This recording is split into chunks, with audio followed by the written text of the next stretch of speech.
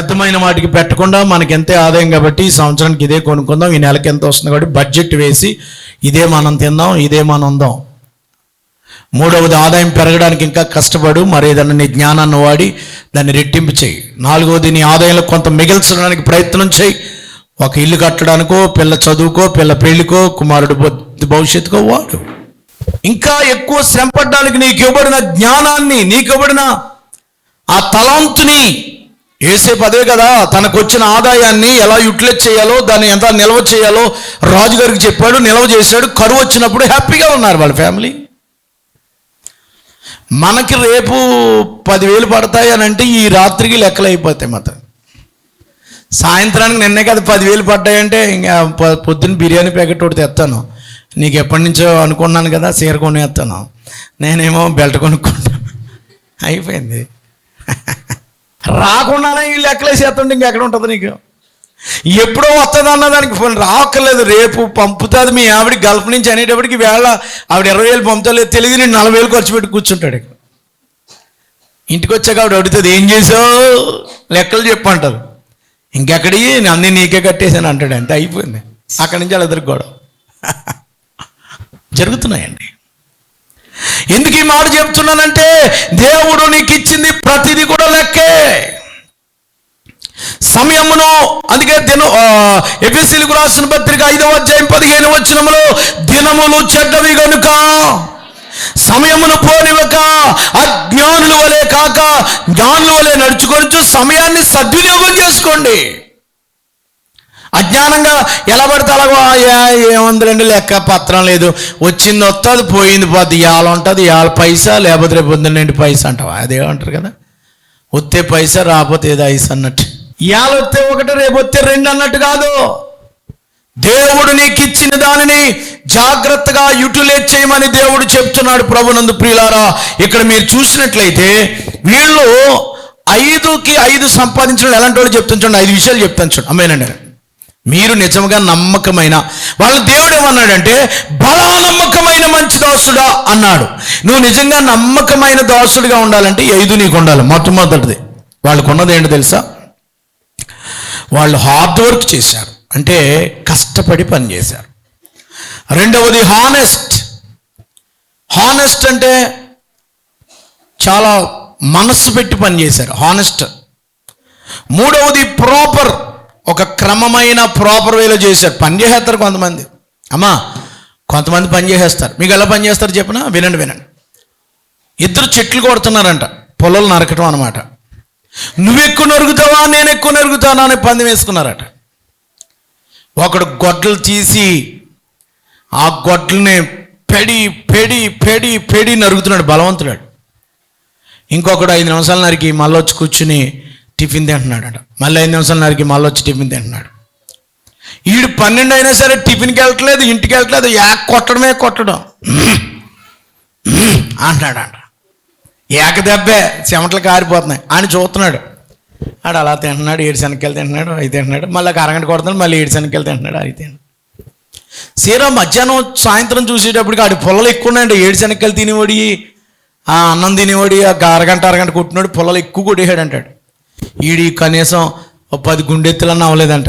ఇంతలా నరికి రెక్క కార్చి నేను చేస్తే ఏంటో తెలుసా? ఎక్కడ తప్పు జరిగింది, నేను ఓడిపోయిన సంగతి కరెక్టా, ఏంటి నువ్వు మ్యాజిక్ చేస్తున్నావు, నీ దగ్గర మోళీ ఉందంటే లేదురా, నువ్వు హాయిగా అన్నీ తింటున్నావు చేస్తున్నావు, నేను కష్టపడి రక్తం కాచి మంచిని కూడా తాకుండా కొట్టాను నేనంటే, బాబు నేను చేసేది ఏంటి తెలుసు, నేను తింటమే, నేను మొక్కజొన్న పొత్తులు తింటాం, 7 శనక్కాయలు తింటాం, అన్నం తింటామే చూసావు. నేను చేసింది ఇంకోటి చూడలేదు. నువ్వు ఏం చేశానో తెలుసా?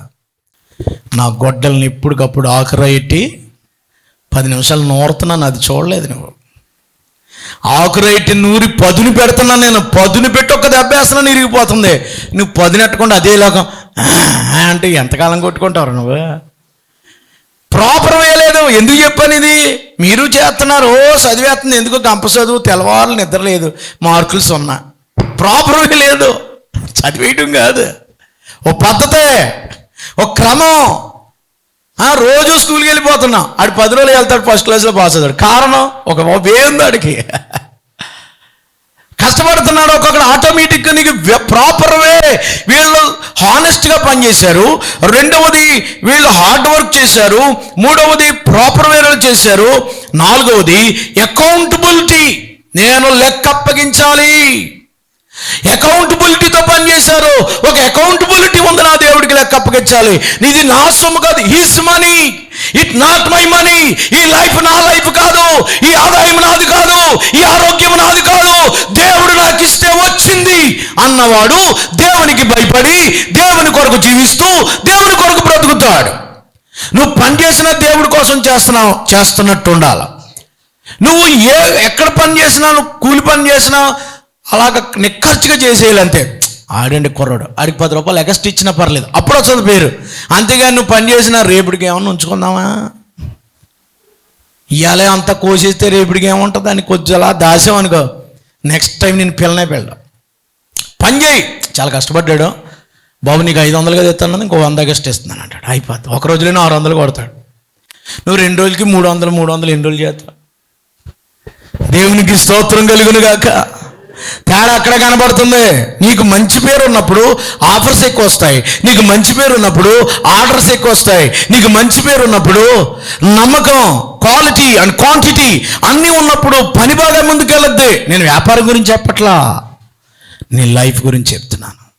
నీ లైఫ్లో నిక్కర్చత్వం, నీ లైఫ్లో అకౌంటబిలిటీ అంటే బాధ్యత కలిగిన లెక్క అప్పగించవలసిన వాడిగా పనిచేయి.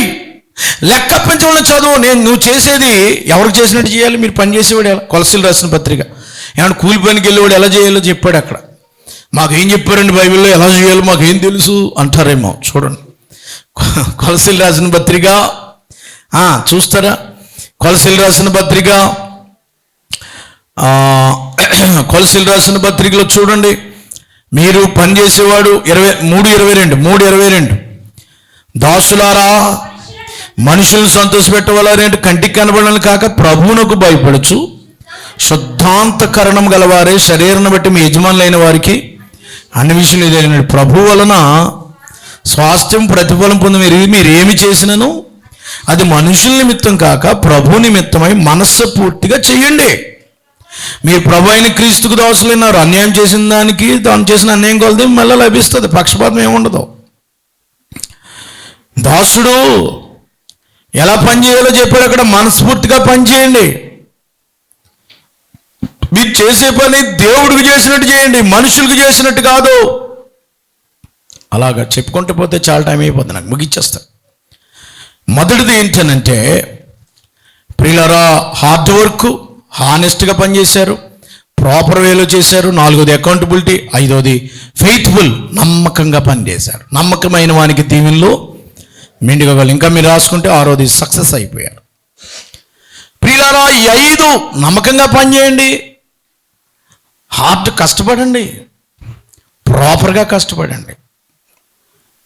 అలాగే మరి ఇంకెలా చేయాలంటే హానెస్ట్గా చేయండి, లెక్క అప్పగించాలని పని చేయండి. నేను వచ్చేటప్పుడు దేవుడికి లెక్క ఉంటుంది, ప్రతిదీ లెక్క తీస్తాడు. నాకు 100 రూపాయలు ఇచ్చింది ఈవేళ, రా కాస్త ఖర్చుపెట్ట, ఐసా పైసా కొందకొకడు వేసే, రేపు పొద్దున 3 రోజులు వస్తుంది మనకి. ఐసా పైసా గేడు ఇంకా 3 రోజులు ఇంకేం లెక్క చేయడు రానే.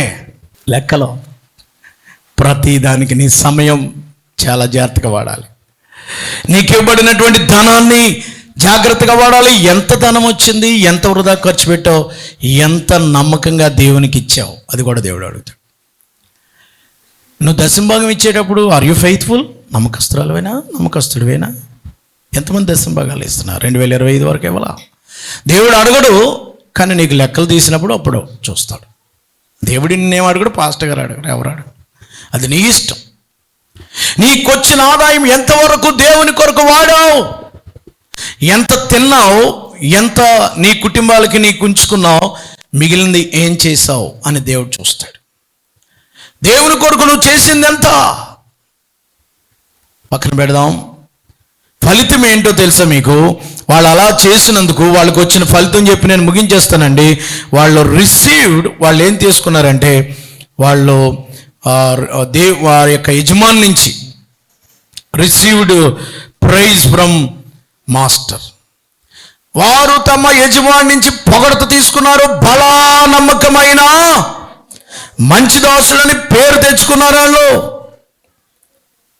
బలా నమ్మకమైన మంచి దాసుడా.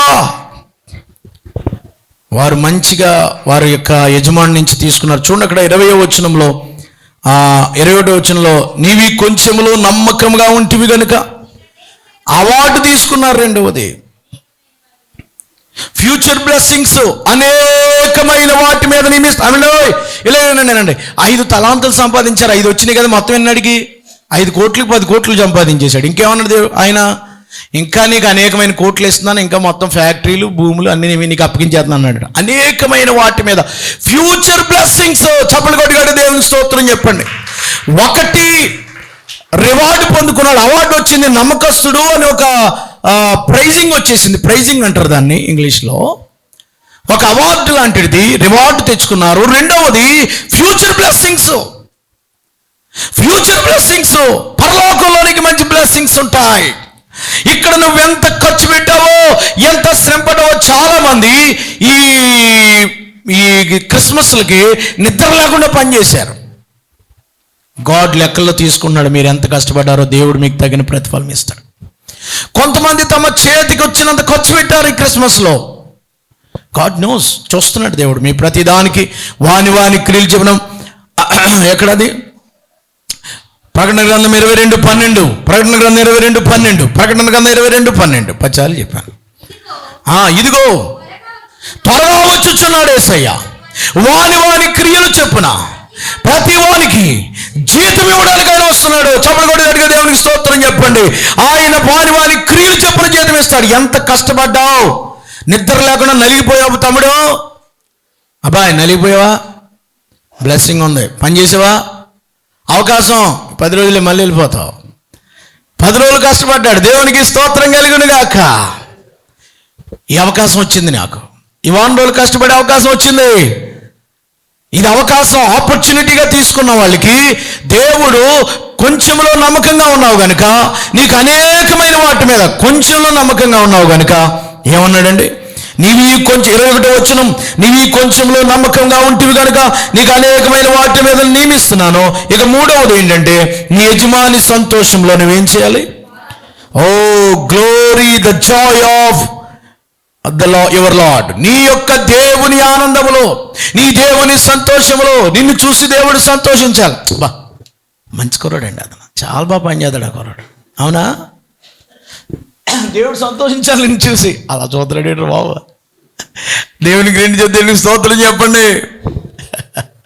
నిన్ను చూసినప్పుడు దేవుడు సంతోషించాలి. అమ్మా చాలా మంచి పని చేద్దండి ఆవిడ, అస్సలు పనిలోకి వెళ్తండి 10 రోజులు. ఆ పని చేసుకుంటేనే సాయంత్రం మళ్ళీ పాస్టర్ గారండి ఆలాలి అన్న పని ఉందని వచ్చేద్దండి ఆవిడ. 6 గంటల వాళ్ళకి పనికి వెళ్తే 1 గంట పని చేసుకుంటుంది ఇంటికాడ, మళ్ళా వచ్చేసి ఆలయం పని చేస్తుందంటే ఆవిడ. ఎవరు ఆవిడ నాకు తెలియదు. ఎవరైనా ఉన్నారా? వాళ్ళే. దేవునికి స్తోత్రం. నాకు తెలియదు ఇక్కడ ఎవరు లేరు అనుకుంటా. కొన్ని చర్చెస్లో ఉన్నారు.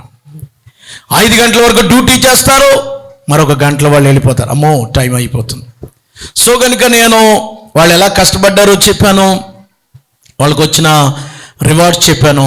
ఇప్పుడు ఏమన్నామండి, నేను ఎంతమందికి ఇచ్చాడండి డబ్బు? ఎంతమందికి ఇచ్చాడు? ప్రసంగం వింటున్నారా? ఎంతమందికి ఇచ్చారు డబ్బు?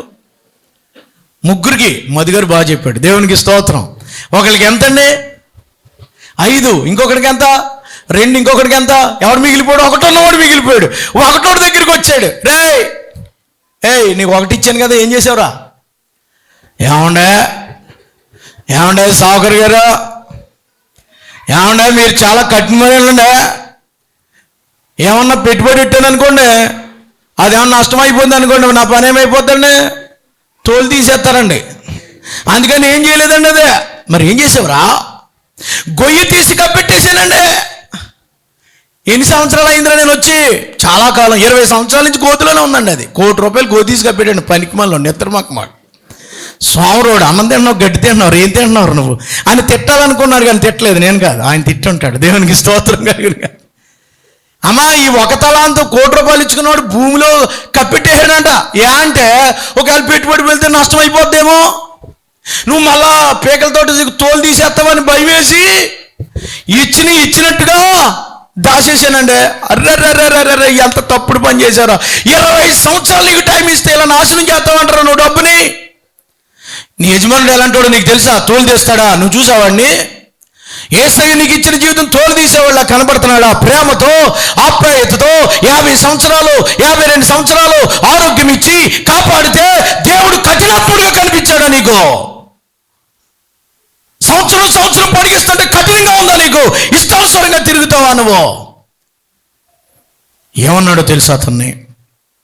24వ వచనంలో, తర్వాత 1 తలాంతు తీసుకున్న వాడిని, అయ్యా నువ్వు విత్తన చోట కొయ్యవాడును, చల్లని చోట పంట కూర్చుకున్నవాడు అని నేను ఎరుగుదును. నేను గనుక నేను భయపడి వెళ్ళి నీ తలాంతుని భూమిలో ఇదిగో నీ తీసుకోమని చెప్పాను. అందుకు అతడు యజమానుడు అతను చూసి, సోమరువైన చెడ్డ దాసుడు. మొదట ఎవడో చూడండి, పనిచేయలేక ఒక్కొక్కడు పనిచేయలేక సాకులు చెప్తాడు, బ్లేములు వేస్తాడు.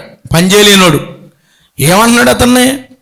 విత్తన చోట చల్లని చోట పంట కూర్చుని కఠినుడా? నువ్వు చూసావా? విత్తన చోట కోస్తాడంట ఆయన.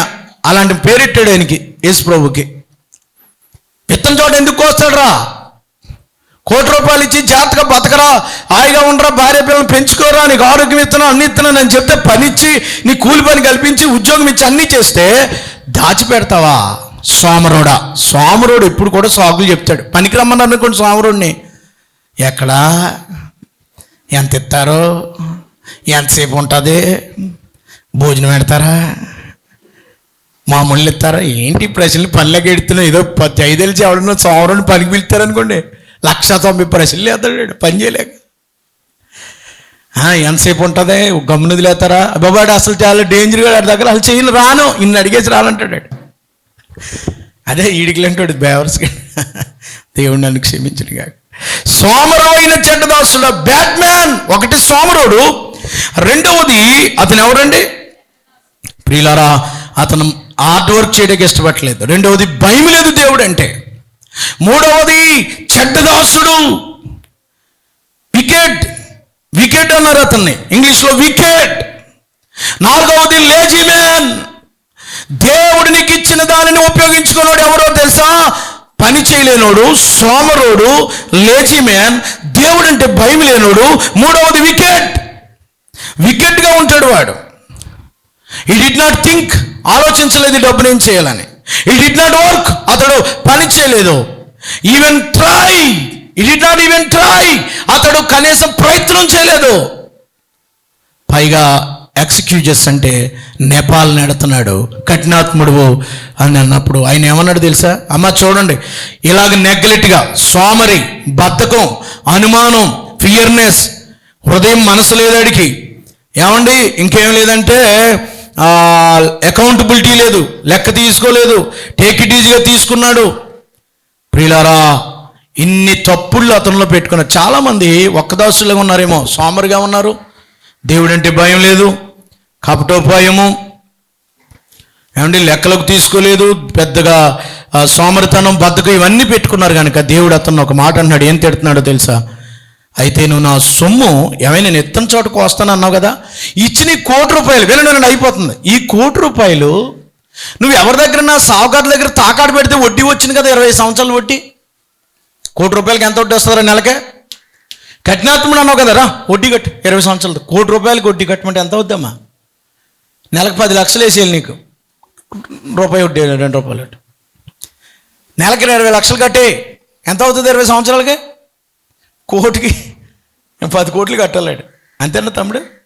లెక్కల మేస్టర్లు ఎవరు లేరా? నెలకు ₹2 వడ్డీ ₹1,00,00,000 ఎంతమ్మా? ఏమోనండి నాకేం తెలుసండి. సర్లే, నీకు తెలియదు నాకు తెలియదు, నా టైం అయిపోయింది, నీ టైం అయిపోయింది, ముగించా. ఇప్పుడు దేవుడు ఏమన్నాడంటే, సావుకారుల దగ్గర పెడితే, ఏదో వడ్డీ వ్యాపారస్తులు మార్వాడి దగ్గర పెడితే వడ్డీతో సహా వస్తుంది కదా, ఆ తలాంతు వాని యొద్ద నుండి తీసివేసి ఇప్పుడు 10 తలాంతులకి ఇచ్చేయండి, ₹1,00,00,000 కూడా 10 తలాంతులు ఇచ్చేయండి. దేవుడు ఏమన్నాడంటే, చూడండి ముగిస్తున్నానండి, మంచి మాటలు ఉన్నాయి ఇక్కడ. 29వ వచనం చదవండి.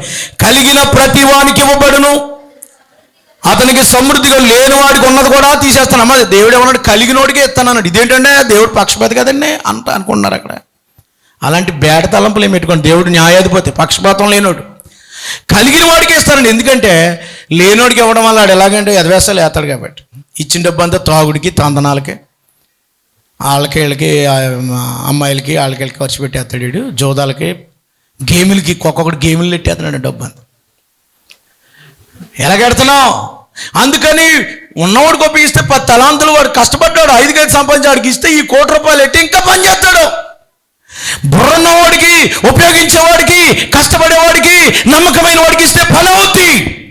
బుర్ర లేనోడికి, తెలివి తక్కువడికి, సోమరుడికి ఇప్పుడు నీకు పాటలు పాడే టాలెంట్ ఇచ్చాడు, వాటలేదు, నీకు ఇవ్వటం మంచిదా చెడ్డదా? చెప్పమ్మా. దేవునికి స్తోత్రం. ప్రార్థన చేసే టాలెంట్ ఇచ్చాడు తమ్ముడు, ప్రార్థన చేస్తలేదు, నీకు ఇవ్వటం మంచిదా చెడ్డదా? రాయ్, కష్టపడే అవకాశం ఇచ్చాడు, చేతనావా? నీకు ఇవ్వడం మంచిదా చెడ్డదా? నీకు బలం ఇచ్చాడు దేవుడు, ఒకడికి బలం లేదు, ఓసలో ఇలా వెనకరాను నన్ను ఎదరగా ఎలాగలే వస్తాడు. పని చేయడానికి ఎదరగా రమ్మన్నావు అనుకో, ఆడికి బలం ఇవ్వడం వరాసరా. దేవుడికి స్తోత్రం. 2 చేతి గట్టిగా దేవుడికి స్తోత్రం చెప్పాడు. నీకు ఇచ్చినప్పుడు అది వాడు, ఉన్నవాడికి ఇస్తాడట, లేనోడికి ఉన్నది కూడా తీసేస్తాను అన్నాడు. ఎందుకంటే వాడికి ఉపయోగించట్లేదు కాబట్టి. ముగిస్తున్నాను. ఆఖరి మాట, ఇలాంటి వాడిని తీసుకెళ్ళి ఏం చేయాలి? పనికిమాల 30వ వచనం, మరియు పనికిమాలిన దాసును వెలపెట్ట చీకట్లోని త్రోసివేయడి, అక్కడ ఏడుపును నరకంలో వేసేయమన్నాడు. దాని అర్థం అదే, పరలోకం వెళ్ళిన తర్వాత లెక్కలు తీసి నరకంలో వేసేస్తాడు. జాగ్రత్త. నీకు ఇచ్చిన అవకాశాన్ని ఉపయోగించుకోకపోతే, నీకు ఇచ్చిన సమయాన్ని ఉపయోగించకపోతే దేవుడిని తీసుకెళ్ళి ఎక్కడ పడేస్తాడమ్మా? ఏడుపును పండ్లు కొరుట చీకటి బిలంలో వేసేయమన్నాడు. అమ్మా 20, 50, 100, 70, 80 సంవత్సరాలు ఇచ్చాడు తమ్ముడు, ఇప్పటికన్నా మించిపోలేదు లేదు నీ సమయాన్ని ప్రభు కోసం వాడు. ప్రభు కోసం అంటే రోజంతా సేవ చేయమంటలా, 6 గంటలు పని చేయాలి, లేకపోతే 8 గంటలు నీ డ్యూటీ టైం అయిపోయాక దేవుడి కోసం పాస్టర్ ఏదని చేస్తాను. నీ సమయం, నీకు ₹1000 వస్తున్నాయి, 1000 ఇచ్చేయమని ఎవడు చెప్పాడు? ₹100 దేవుడికి ఇమ్మనే కదా. ప్రతిదీ దేవుళ్ళో లెక్కలు అడుగుతాడు కదా. నీకు ఇచ్చిన ఆరోగ్యం ప్రతిదీ అడుగుతాడు. ఎలా ఉపయోగిస్తున్నావు? దేవుని కోసం వాడుతున్నావా? స్వార్థం కోసం వాడుతున్నావా? మంచిగా ఖర్చు పెడుతున్నావా? నీ తలాంతు కానీ, నీ సమయం కానీ, నీ ధనము కానీ. నేను ముగిస్తున్నాను. కరీంనగర్లో సువార్త చేయడానికి కొరకాయి ఒక IEM మిషనరీ బుక్ వస్తుంది మాకు, ఇండియన్ ఎవాంజలికల్ మిషన్, ఇంటింటా సువార్త చేస్తారు. కరీంనగర్లో ఒక గిరిజనుల తాండా దగ్గరికి వెళ్ళి యేసు ప్రభు దేవుడని క్రిస్మస్ పెట్టి చెప్పారట. అక్కడ తాండాలు ఉంటారు కదా, ట్రైబుల్ ఉంటారు, ఏమంటారు వాళ్ళని? పూసలు వేసుకుంటారు కదా మెళ్ళనిండా, ఏమంటారు? లంబాడి వాళ్ళు. అది గిరిజనులు అంట పదిదని. ఆ లంబాడి వాళ్ళు ఉంటారు. లంబాడి అంటే మనల్ని ఎరగదాన్నేస్తారు, అక్కడ చాలా డబ్బున్న వాళ్ళు. ఆ లంబాడి వాళ్ళు వినండి, ఆ లంబాడి వాళ్ళు వాక్యం విన్నారంట, యేసుప్రభు నమ్ముకున్నారంట. యేసు నీ కొరకు చనిపోయాడు అని అన్నారంట. బాబు, యేసుప్రభు ఇప్పుడు చనిపోయాడు బాబు మా కోసం, మా పాపల కోసం అని అడిగిందంట పాటర్ గారు. అమ్మ 2025 సంవత్సరాల క్రితం అమ్మ. 2025 సంవత్సరాల క్రితమా? అయ్యి బాబోయ్. బాబు నీకు ఎప్పుడు తెలిసింది బాబు అన్నాడు. నాకు 25 సంవత్సరాల క్రితం తెలుసండి, అప్పటి నుంచి సేవ చేస్తున్నానండి అన్నాడు. అలాగా బాబు, నీది ఏ ఊరే బాబు అన్నాను. నాది హైదరాబాద్ అండి అన్నాడు. హైదరాబాదా బాబు? ఇది ఏ ఊరు బాబు? కరీంనగర్ అండి. హైదరాబాద్ నుంచి కరీంనగర్కి ఎన్ని గంటల జర్నీ బాబు అని? 3 గంటలు అండి అమ్మ. 3 గంటల్లో వచ్చేస్తారు కదా బాబు. నీకు తెలిసి ఎంతకాలం? 25 సంవత్సరాలు అయిందా యేసుప్రభు నమ్ముకుని? నువ్వేమో యేసుప్రభు చనిపోయి 2025 సంవత్సరాలు అయిందా? 3 గంటల ప్రయాణం ఈ వేళ చెప్పడానికి ఎంతకాలం ఎక్కడ చచ్చావు అందంట. ఇప్పుడు చెప్తావా యేసుప్రభు ఇన్ని పాపాలు అయిపోయి ఇప్పుడు చెప్తావా ఎక్కడ చచ్చావు, వీళ్ళందరూ నశించిపోతుంటేని? నిన్ను అదే అడుగుతాడు, నవ్వావు కానీ నిన్ను అదే అడుగుతారు, ఎక్కడ చచ్చావు?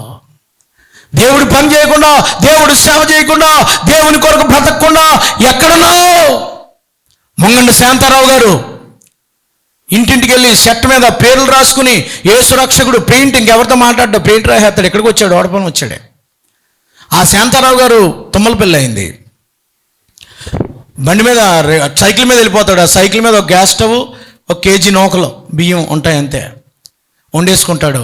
ఎడ్వర్డ్ విలియమ్స్ గారు అడిగారంట ఒకసారి ఆయన ఇంటికి వెళ్తే, భీమవరంలో వెళ్తే అలా భోజనం పెట్టి, ఏమయ్య కూర వండుకోవచ్చు కదా అని అడిగితే అన్నాడట, అయ్యా ఈ గ్యాస్ స్టవ్లో గంజి కాసేసుకుంటానండి, గంజి వేసుకుని పచ్చడేసుకుని తినేస్తానండి అన్నాడు. కూర ఎందుకు వండుకోవాలంటే, ఈ కూర వండుకునే టైంలో నేను ఎవరికైనా యేసునా రక్షకుడు అని రాస్తే ఎవరైనా 10 మంది చూసి మారతారనండి అన్నాడట. తుమ్మలపల్లి అయింది. ఆయన యూట్యూబ్లో ఉందని ఇంటర్వ్యూ, మొంగండి శాంతారావు అతని పేరు, చూడండి. రోడ్ యాక్సిడెంట్లో మొన్నే చనిపోయాడు ఆయన 2 సంవత్సరాల క్రితం. జీవితకాలం అంతా ప్రభు కొరకు బ్రతికాడు. ఆయనకు ఇవ్వబడినటువంటి డబ్బులు 50,000 దాసి ఇది నా బర్రెల కోసం వాడమని తీసి పక్కనే చచ్చిపోయాడు. మరి ఆయన దేవునికి స్తోత్రం చెప్పండి. నీ సమయం, నీ తలాంత ఎవరికి ఇస్తున్నావు? తల ఉంచండి, ప్రార్థన చేద్దాం. చాలామంది వారి జీవితాలు దేవునికి అర్పించారు. రోడ్డు ఇంటింటా తిరిగి ఆయన సేవ చేశాడు. మధ్యప్రదేశ్ వెళ్ళాడు, బీహార్ వెళ్ళాడు, సువార్త చేశాడు. చాలామంది ఇంకా నీ సమయాన్ని వృధా చేస్తున్నావు. నీ తాగుడికి, నీ తందనాలకి, నీ వ్యభిచారాలకి, నీ దొంగతనాలకి, నీ సెల్ ఫోన్కి వృధాగా ఖర్చు పెడుతున్నావు. దేవుళ్ళు లెక్క అడుగుతాడు. ఎందుకు తమ్ముడు దేహాన్ని పాడు చేసుకుంటావు? ఎందుకు నీ భవిష్యత్తు పాడైపోతుంది కదా. చెల్లెమ్మా, ఎందుకు పాడు చేసుకుంటావు? తల్లి, చిన్న ప్రార్థన చేసుకోమ్మా. నా సమయాన్ని, నాకు ఇవ్వబడిన ఆరోగ్యాన్ని, నాకు ఇవ్వబడిన ఉద్యోగాన్ని, నాకు ఇవ్వబడిన ఆదాయాన్ని, నాకు ఇవ్వబడిన సమస్తాన్ని దేవునికి ఇస్తాను. ఇదిగో దేవా నా జీవితం, ఆపాదమస్తకం నీకంకితం. శరణం నీ చరణం, శరణం నీ చరణం. ఇదిగో దేవా. ఓ యవనుడా, తినుము, త్రాగము, సుఖించుము, తాగు.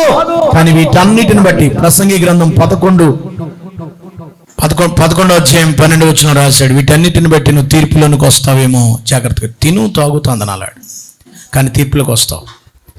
నీ జీవితం వేసుకిస్తావా? బల్ల దగ్గరికి వచ్చే ముందు నీ కుడి చేయి పైకి ఎత్తి నేను ప్రార్థన చేయబోతున్నాను. నీ సమయం వృధాగా గడిపేశావు. ఇక్కడి నుంచి నేను దేవుని కోసం నా సమయం కానీ, నాకు వచ్చే డబ్బు కానీ, నాకు వచ్చే ఆరోగ్యం కానీ ప్రతిదీ నేను జాగ్రత్తగా చూస్తాను, లెక్క అప్పగించబడుగా ఉంటాను అని అంటే నీ కుడి చేతి ప్రార్థన చేస్తున్నాను.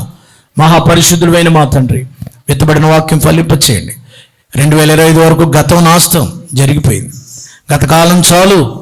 రాబోయే కాలంలో భక్తితోనూ విశ్వాసంతోనూ లెక్క అప్పగించవలసిన వారం గాను, మా దినాలు తక్కువ కనుక ఏ దినం వెళ్ళిపోతామో తెలీదు. వెళ్ళిపోకముందు ఉన్న కొన్ని దినాలైనా చక్కగా బ్రతికి లెక్కలు కట్టుకుని చాలా నాయన నమ్మకంగా, యథార్థముగా, అలాగే ప్రభువా హార్డ్ వర్క్ చేస్తూ, అలాగే నాయన నీతిమంతుడుగా, ప్రభువా ప్రాపర్ వేలో ఫెయిత్ఫుల్గా పనిచేయడానికి సహాయం చేయండి. కృప చూపించండి. మా పనులు, మా విత్తబడిన వాక్యం ఫలింపచేయండి. నీ బాలలో సమర్పిస్తున్న కృపతోడు వంచమని యేసు నామములో అడుగుచున్నాము తండ్రి. ఆమెన్.